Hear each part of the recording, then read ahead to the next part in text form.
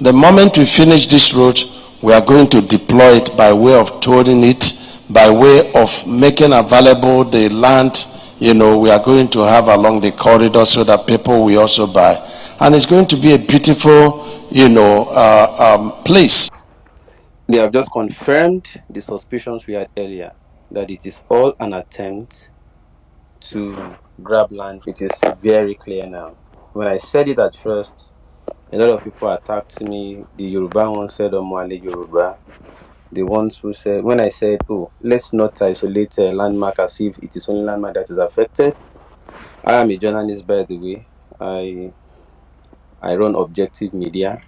I took it upon myself to go into the communities, and I decided to investigate. Ahead of ESIA, I went from Eleko down to Okwaja to see the level of impact it was going to have. But I was happy that at least Leila did something. That's Leila of Arise TV. Took the minister on and asked, before you can embark on a project like this, you must have done and concluded your ESIA. This is environmental and social impact assessment. But here you are already demolishing buildings, and you are getting midways to find out that there are things you should have avoided. Why didn't ESIA report come first? And can we obtain a report? As we speak with you right now, even ESIA they have not reached halfway into conducting any social impact. I met them on the field. Guess what they were doing? Asking people, what are the things we have in the village? Are there shrines that are going to affect engineers when they start working? Do you have Imole? Do you have Ailala? Those are the questions ESI is busy asking people, because they are simply afraid that they are going to face resistance because of the sudden new alignment. That is the only concern of here that I have seen so far. If not, why didn't the ESIA know that there is a submarine cable running through the coast and terminating at Mopo before even coming up with the idea to realign the road on a path? But let me quickly say this. What I figured is actually that they didn't realign only because of that submarine cable they alleged. It was because of the noise made by Okunwaja and Mopo community. And if you see what they have done yesterday by the announcement, it is only for those two communities that they have now asked that the road be, diverted into the swamp. Only for those two communities. The rest who have kept quiet, they said yes, they returned it at Moshirikogo and continued through the villages all the way to Eleko until those ones are also ready to rise up.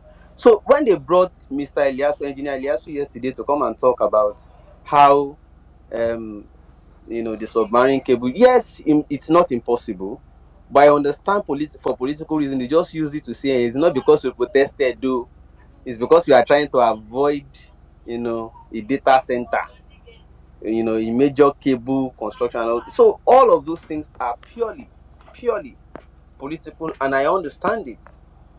The moment people started criticizing that, you can't finish this project even in 8 years, even if you have 8 years, they then started changing the phases in which they are awarding the sections.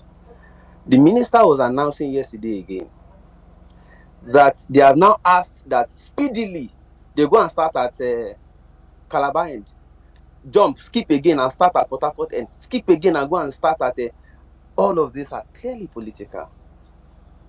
Meaning that you are not going to connect them now. You just want to go and establish the junctions and lay the foundation for them so that everybody will say, oh, the coastal road is already in our state. They have already started there. That original alignment was about 90 meters. Even if you are going to widen it, there is nothing wrong in widening the original alignment to make it up to the 100 meters.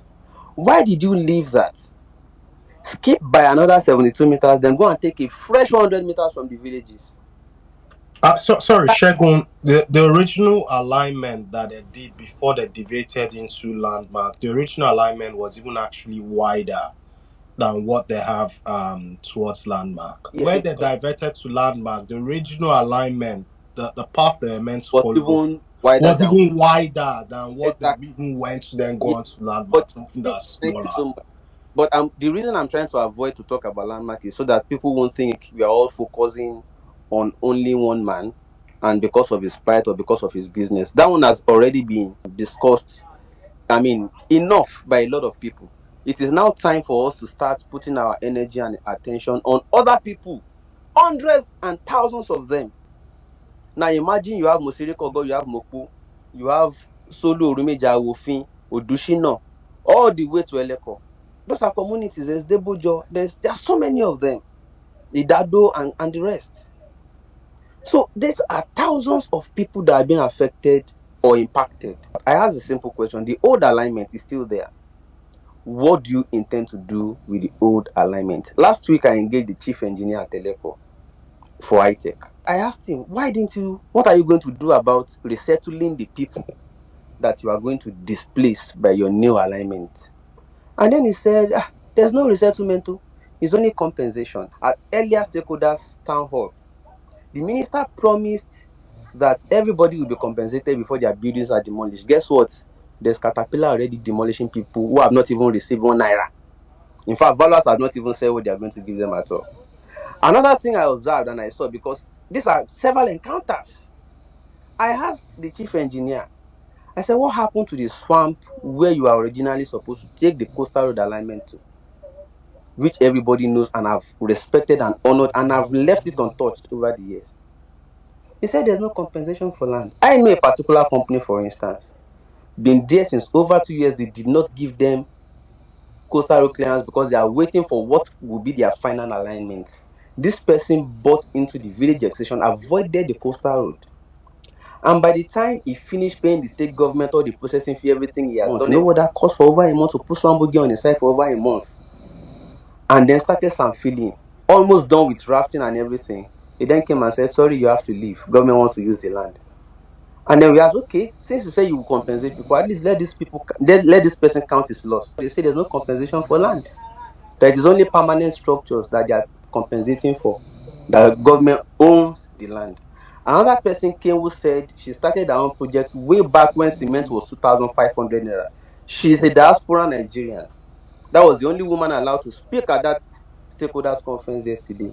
This is somebody who has coastal road clearance, like she was given coastal road clearance before she started the project. Now the government is dishonoring their own documents. So many documents, including people who have CFOs, that government is saying, well, it doesn't matter. It is giving would-be investors, the fear and apprehension. Can we really invest in this country? A country where government will give you a document to say you are a legal occupant, and the next day, they will just come back and say, sorry, yeah, we know we gave you, but see, come and take 500,000 naira and leave. 1 million, 5 million for buildings or properties worth billions, and ask them to leave, and they will say we have compensated. So I'll still keep you on the speaker section because you have a lot of knowledge on what is going on. So I'll just keep you on so others can ask you questions.